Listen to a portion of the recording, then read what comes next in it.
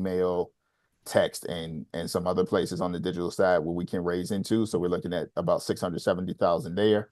The JFAs and the grants, that's sort of like locked in money, as I would call it. That is stuff that is happened before I was ED the first time. It's still happening now. That is consistent money, so that'll stay right around where it was last year. It was around 421,560. We want to get the direct mail program back up and running. So I took it down just a little bit. I think I took it down 3 or 4% from where it had been in the previous 2 years. And the only reason I did it is just restarting a program. You see a little lull in the beginning, but then once we get it back cranking to where it was, I think we can get close to those original numbers. And then the sort of administrative and like random money that sort of shows up is about $100,000 worth, which is how we get to the 2.448 million number. We can go to the next slide. It's probably 2 slides again. All right, on the expense side, sort of breaks down by this. Like most corporations or organizations, staff, people in the sort of that side takes up the bulk of the money. So we're looking at 1.375 million on staff, healthcare, other things, which we'll go through on the next slide. Looking at right around 300,000 on consultants. A big chunk of that is honestly to legal. It's not a massive chunk, but it's a big enough chunk. We'll spend right around 445,000 on events, office rent and equipment. It's sort of bare bones this year, right around 140, just under 145,000. Looking at travel of about 43,000, and this is all inclusive of travel. That's in-state and out-of-state travel for all staff. On the data side, I upped these expenses just a little bit because everything in the world is getting a little more expensive, and these haven't moved a ton. So I upped them by about 10% from where they have been the past few years, just to be prepared for when it's gonna happen. It's just a matter of when, not if. So that's about 54,000. The direct mail costs will be just under 35,000. And then the sort of subscription fees and other administrative things, it's right around 40,000, which puts us at the 2.438 million. We can go to the next slide. And on this side, we sort of break down that 1.375 million that was at the top. So salary and wages, expect that number to be right around $889,000, which includes the chair stipend at 55,000. Health insurance just under, like right under 150,000. We had to change health insurance this year because the company got rid of the plan we were on. So we had to go to a new plan, which included an 8% increase. We're going to try to avoid yearly 8% increases. But to be honest with you, we don't have a ton of control over it, but something we should account for. Employer taxes around a little over $250,000. Retirement benefits right at 59,000. And then stipend fees and sort of people operations, a lot of the stuff we pay for to make the building function, right around 23,000, which gets us to that 1.375 number, which is the bulk of the expenses for the year. No, I flew through that. Did it on purpose. Want to give folks the time to ask questions. I know we got some good questions from folks on Tuesday and Wednesday. So if you were not on there and you have questions, obviously feel free to ask. Please use the hand raise mechanism so we can do it with a little bit of control. And if you asked a really good question on Tuesday and Wednesday and you think it's worth people knowing, please feel free to ask that again as well. And I'll open up the questions for a few minutes. Caroline, you see anybody?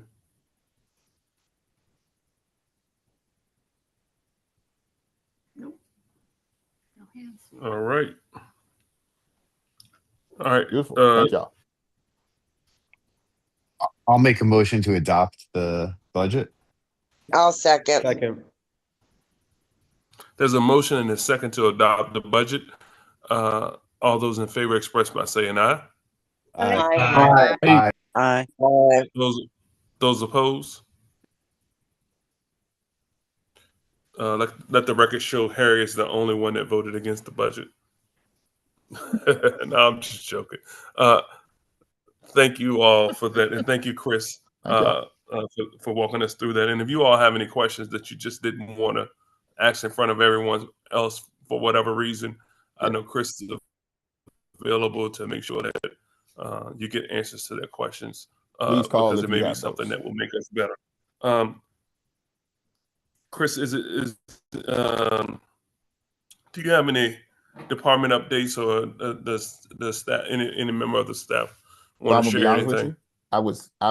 I will open up the staff, but I was focused on doing the budget thing, and I thought I would have more questions. So I was like, nah, I'm not gonna do it today. We'll give it to him next time. But if any staff, But some if of it them may is, be. yeah, if it's on your heart to share something with the group, please do. Proud of the work y'all done, obviously. But I was Victoria looks very like she wants to speak. All right, go ahead, Victoria. You have anything you want to share? Yeah, I'll just say some quick stuff. We have our local committee reorganizations that are happening right now. We've been keeping track of that in the political department. Thank you, David, for helping with all the trainings and everything for that. So that at the local level should be going smoothly. And then also, I have created a bill tracker for this next upcoming legislative session for you all to share with you folks if you're interested in that. I will try and put it in one of our recap emails for you all to have access to that. But if there's any bills you guys would like us to track, like please send it my way. But there's other stuff, but that's pretty much the bigger stuff for right now. Thank you. David, David, do you have anything? Yeah. All right. Okay. Hey y'all. Yeah, just on the training front, the main two items were on reorganization, providing reorganization trainings for committees, and then the electoral board nomination trainings. Those were really the two big training items. So all the resources and recordings are available on those. Other than that, it's been helping out with Team Political. So look forward to more trainings. But those are the updates for this past quarter. All right. Brenner or Katie, either one of you want to share?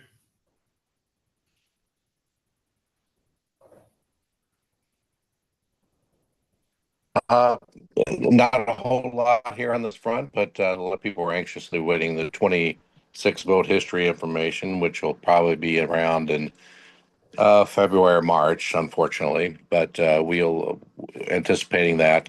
Other than that, I think we're doing a lot of cleanup for last election, setting up for the special elections. So we're keeping on going here. No big updates at this point. Thank you. Anyone else? Megan? Yeah, just kind of wrapping up the year, wrapping up this year's internship program, getting ready for next year, wrapping up the coordinated campaign. That was pretty smooth shutdown, finished our mail, and yeah, just preparing for 2026. All right.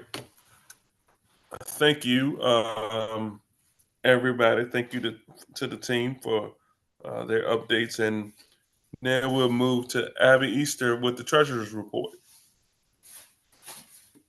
Thank you very much. Excuse me, Mr. Chair. I put up my hand. I just wanted to know, have we sent out contact information for the folks that just spoke? No, Can let's we let's go come ahead back and to do that. that?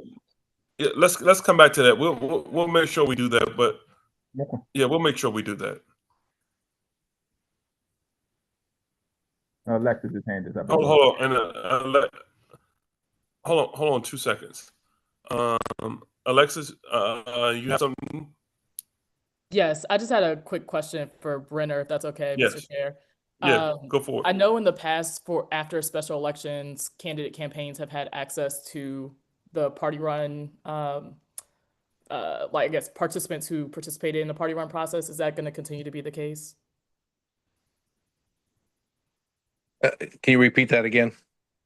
I think in the past, after a special firehouse primary, candidate campaigns that run after that have access to the voters who have participated in the party run process. Sure, Is that going to absolutely. continue to be the case? If it's collected, we're not often responsible for the direct collection of it if they're entering in the van.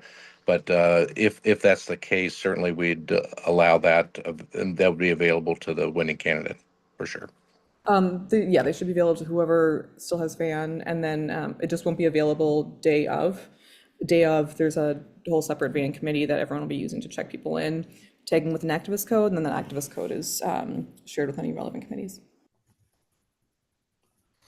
And thank you, Alexis, and thank you, Katie and Brenner. EJ, Caroline's going to send out a updated directory of all the staff so that you all will have it. Is that, I want to be clear, EJ, is that what you were requesting? Thank you. All right, Abby. Easter. Thank you, Mr. Chairman. I'd like to start with a moment of personal privilege and really thank Chris. I'm sure with the chair, but Chris has been the person who's talked to me 10 times a day about getting SD15 through off the ground and getting it going. And I know all of us out here are particularly appreciative of his help. And in my case, I will say he has probably saved me from numerous emotional breakdowns. So thank you, Chris. All right. So from October 1st through December 1st, the party raised $537,354.99 in income, with the expenses totaling $432,821.73. This leaves us with a positive gain of $104,533.26.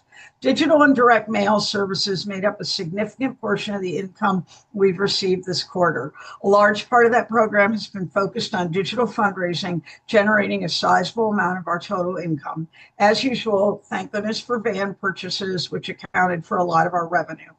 As this quarter, expenses totaled $432,821.73. As always, the largest expense category for the party is staff.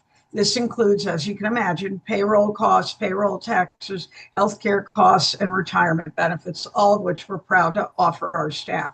The fourth quarter also saw expenses for purchases related to compliance services, legal services, software services, and digital advertising.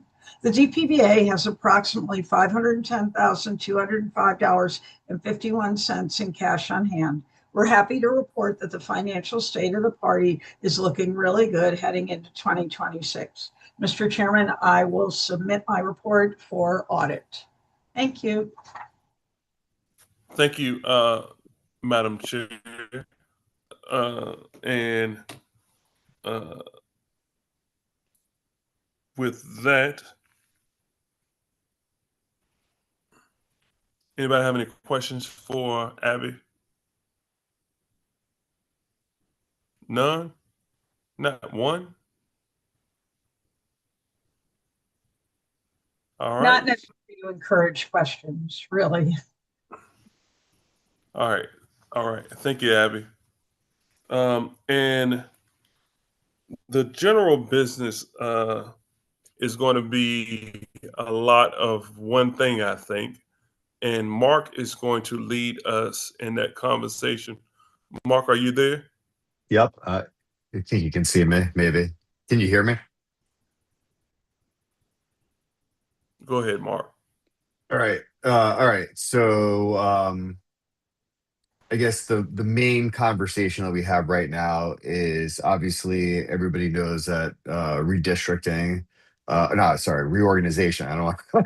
Reorganization is occurring. And so one of the requirements in the DPVA party plan is that on our Q4 meeting, we need to adopt a formula so that CD chairs can then go ahead and send out their call to conventions with the breakdown of delegates. So what I'm going to do here, just really briefly, and I just wanted to start out, this was sort of, I got a lot of help putting together the numbers, or actually Brenner did a great job of putting that together quite quickly for us so that we could discuss that tonight. I do have a recommendation, but I'm going to show, let's see, can I share my screen? Let's see. I don't see a share. Oh, here it is. Share. I think it's this. Yeah. All right. How do I hit it? Share. Okay, so I can see this in a second.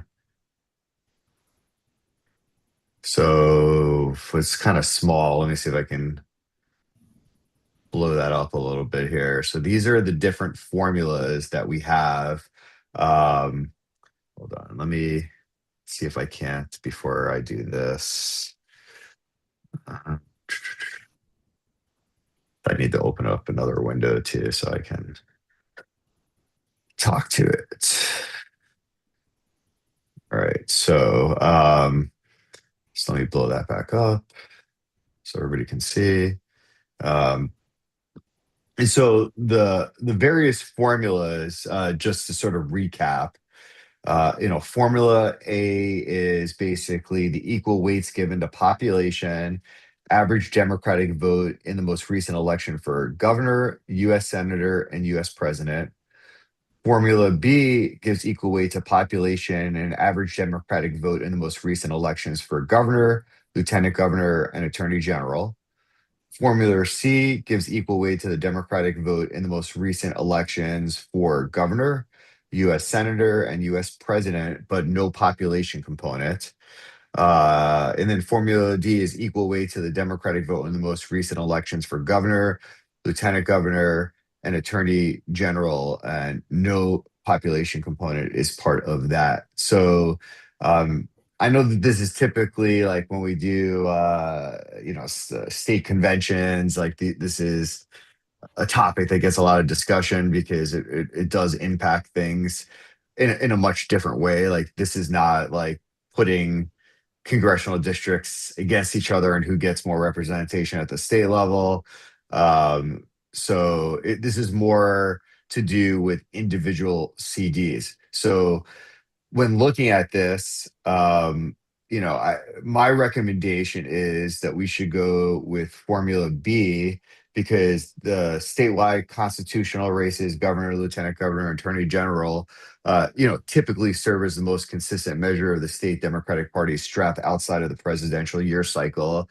As these conventions are for Central Committee reorganization, which is essentially an internal party matter, using a metrics based on the party's core statewide ticket is I would say was seen as a fairer measure of the district's performance and organizational strength within the state structure. There's other potential options, but if you look at this, I don't know. I see a hand, Zach.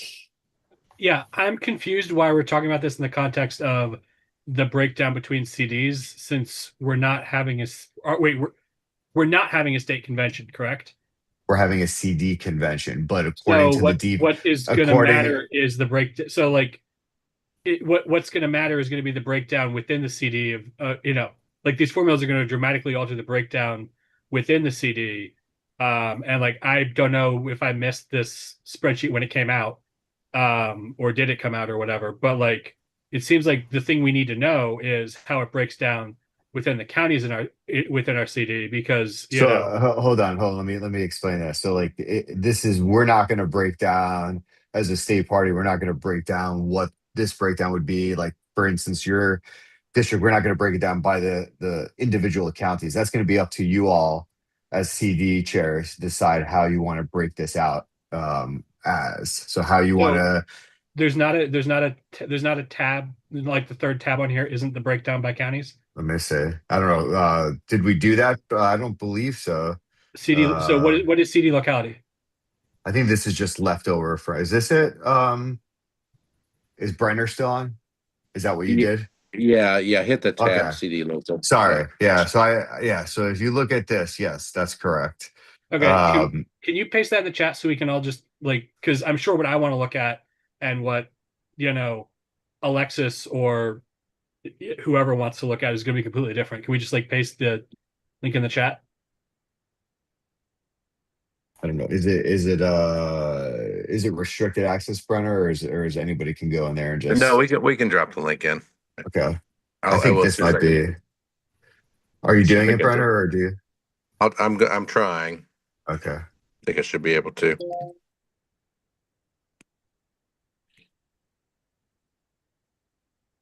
I'll work on that. Yeah, and I mean, just to use my city as an example, the thing I would be worried about is, which formula we pick is going to dramatically influence, how many seats okay, I'm not sure why. Oh, yeah, it was going to dramatically influence which seats someplace like Fauquier is going to get, or maybe not Fauquier in this instance, but some other localities are going to get. Yeah, I mean, so like if you just look at it here, so ABC, A, B, C, D, for you would be A and B would be identical at 181. I mean, we're talking about a handful of different seats here, like I'm C and kind D. of surprised to. Yeah. Right, I meant like in 187. proportion to each other. Yeah, but I mean, like, the people from Fauquier are going to care about, whether they get 17 delegates versus 14 delegates to the CD convention. They're not necessarily going to care how many overall delegates we get, right? Like, it looks great to, for them, it looks great to say, hey, we're getting 187 total delegates, but, under option C, but then they get screwed by 3 delegates compared to A and B, right? Sure. But I mean, my recommendation was, one of the things that when I looked at it was um basically B is, A and B basically shows the least variation across districts. Um, I think that the formula, like for the most part, will have like whether I mean, you could go with A, but B, I think, is more representative of we just came out of this election. And so, that would be more reflective of the latest results. So let's see, I Yeah. see. And I think it's fairly, because again, it's based on population and it's based on the results. So it should be fairly representative of the different localities and the percentages that they make up within the congressional district. Obviously, there's some weight and averages behind performance in each of those districts too for governor, lieutenant governor, and attorney general. But if we drop the population part, which is essentially like when you start looking at C and D, then yes, some of these smaller committees might have an issue is maybe they're some of these localities didn't perform as well as others in the statewide. So that's why when you balance it out with the population and the performance across those races, I think at least for this purpose, I think it gives a fairly reasonable you know breakout here. And so I see Rebecca has her hand up. Rebecca, go right ahead. Thank you. It looks like your CD numbers are incorrect unless you want to give CD9 Fairfax. No, CD9 is up here. So they're not in order? I'm Yes, having they a hard are. time reading it because the print is so small. Yeah, no, CD. I mean, I can try to blow it up a little bit here. But if you look at it here first, this is CD9 right here. So CD9, you get 100. Oh, I see. I see what I did it wrong. It's at the bottom Yeah. instead of the top. I got it. I know that threw me too Sorry. at first, but yeah. Is But this yeah, so that. is this something that can be sent out once we decide on a formula? Oh yeah, no. Once we decide on a formula, everybody will have to this will have to go out. Put it in. I think they put it in already, and we can also send it out. Yeah, but we'll send once we adopt one, we'll have to send it out because you'll end up cutting and pasting, this chart with the right formula as part of your call to convention. Okay. Yeah. So Harry, I see you. The breakdown by locality, is that like a recommendation to the CD committee who can change it, or are the CD committees bound by the locality breakdown? You'll have to keep it. You're bound by this. This is based on the calculation of the formulas, right? So this is the roll up number, just looking at CD9. Let's see, formula A is 161 and formula B is 160. But then when you break that down on performance, based on the performance on the averages of governor, lieutenant governor, attorney general, and based on population, that's how this breaks out. So yeah, so you have to use this. Thank you. No problem. Anybody else have any Mark, questions? could you pull this down a little bit so we can see CD1, 2? You want CD1 and 2? Sure. Can we just put this in the chat so that and specifically can we get is it out? Not already. Hold on. Zach. Brandon, have we sent this out yet? Just No. dropped in the chat. It's in the chat, Zach. Oh no, sorry. It didn't show up until just now. Sorry. Oh, okay. Yeah, no, I clicked on it and I saw it. But so my recommendation again, I would stay with B because and I guess our recommendation will have to be sent over to my intention is to vote to recommend something to Central Committee to adopt. And so I know this always creates a lot of questions and people like to express their opinions on this stuff. So we definitely want to provide that opportunity. And I see Isaac with his hand up. Go ahead, Isaac. Sorry about that. Yeah, I think historically when we've done this, we've sort of trended towards Formula A or B because with the rural districts in particular, given that this is a central committee reorg, they provide a little bit larger delegation for us to spread around on a per capita because the numbers don't change quite as substantially for the urban districts. The only small flag I would make, by the way, is the Albemarle County line in 5 is 0 across the board for some reason. But in general, I don't see there doesn't seem to be a huge variance between A and B in this, and so I think I agree with you, Mark.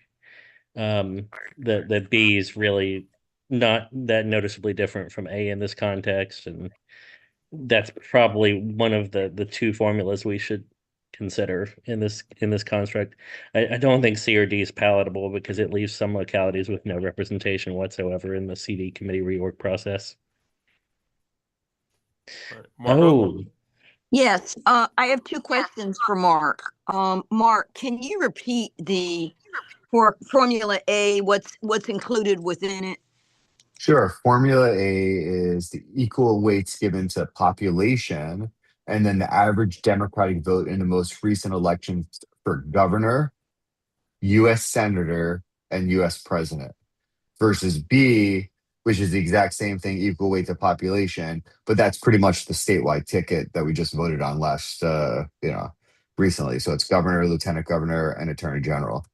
I also seem to recall at one point, and maybe I don't know quite when this was, that we had kind of for a district convention, you weren't limited to numbers. If anyone came in, you could take care of them.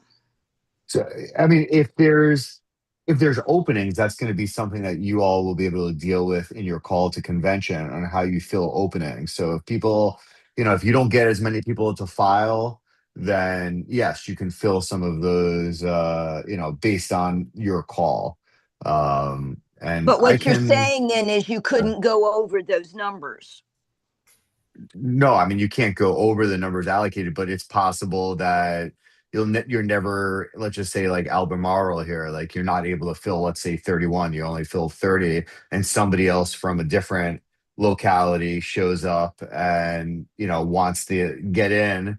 You certainly, it depends on how you write it, but you certainly could, that could be facilitated. I see that. I don't want to just because I'm looking and cognizant of time, since I know we also have Central Committee at 7. I just want to get to a few other folks here too. Yeah, we got time. Manisha. We got time. Yeah. We got time. Okay. Manisha, then Matt. Hey, thanks, Chair. Hey, thanks, Mark. This question may be just something that I wanted to understand is when you're saying population, it is the general population, right? Yes, correct. Aren't all CDs pretty much at 800,000 when it comes to population? I was just surprised giving equal weight to population versus the Democratic votes. There is yes, but the population is going to be different in each locality, right? No, I'm talking about the total. I'm talking about the district total should be somewhat close, right?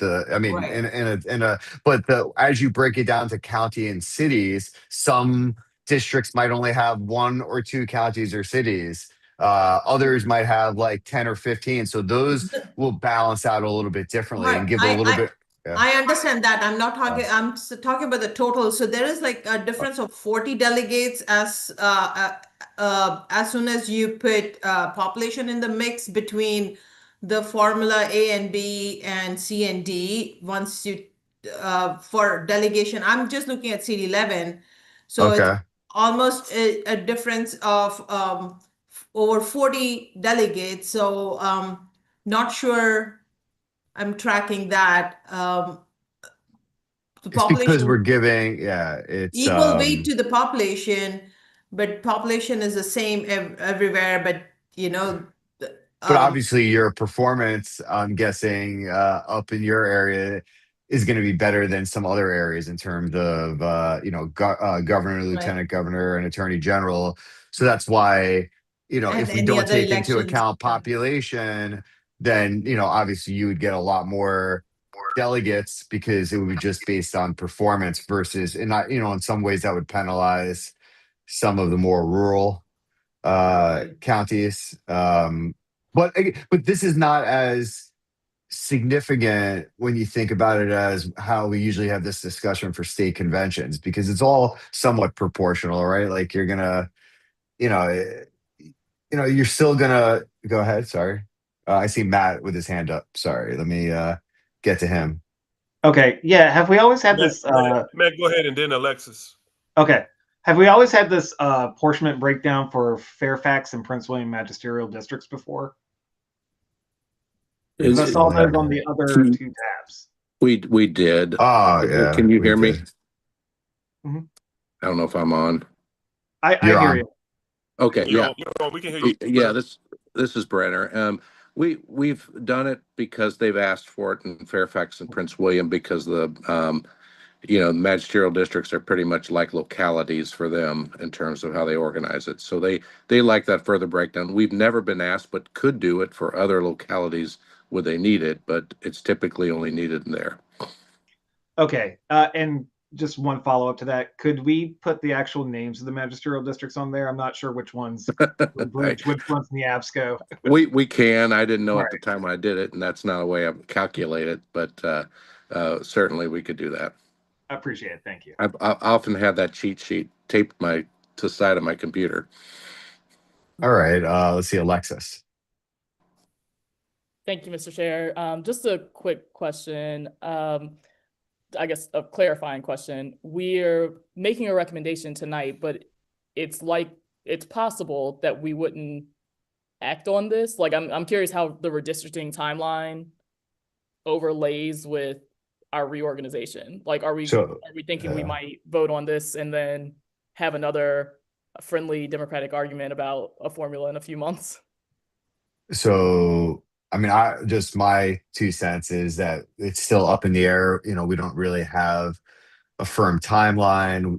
There's a lot of things that can happen that would impact us. We do have the Chairman Bagby has asked the working group for the DPVA party plan to take a look at what options or contingencies or other things that we might want to propose. And I know that working group, we have a meeting next week to discuss that. So there could be some things coming out of that. I know we've heard everybody's feedback.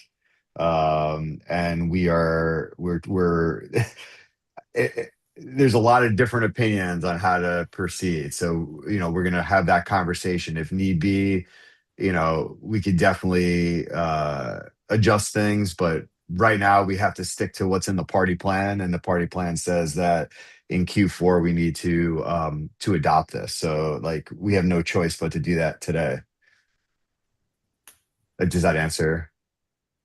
It does. Just a reminder for us to keep perspective of how much we want to fight over these numbers here. Sure. All right, Margot. Yes, I'm just kind of following up because I think this was helpful to hear what Brenner just said and what Zach had said. I'm assuming that for the 8th, I saw an overall number, but I didn't see any breakdown.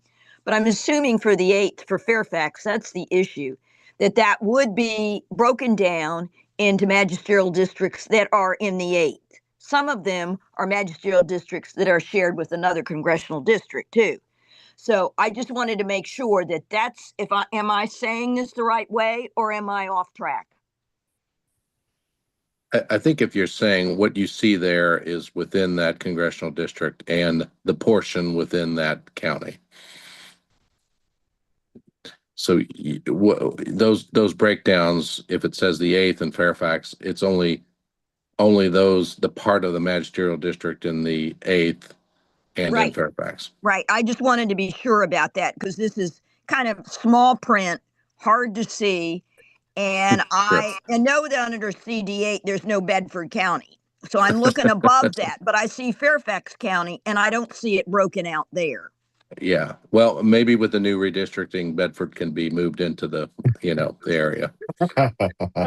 You're giving me a hard time now, but I'm just saying that in some of this, I just don't see, I see Alexandria City, Arlington, Fairfax, Falls Church City, but I don't see within Fairfax of 61 numbers on one what that would mean.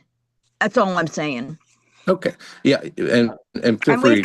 We've got more than one magisterial district too. Well, Margot, feel free to follow up with me if you want to check on anything else.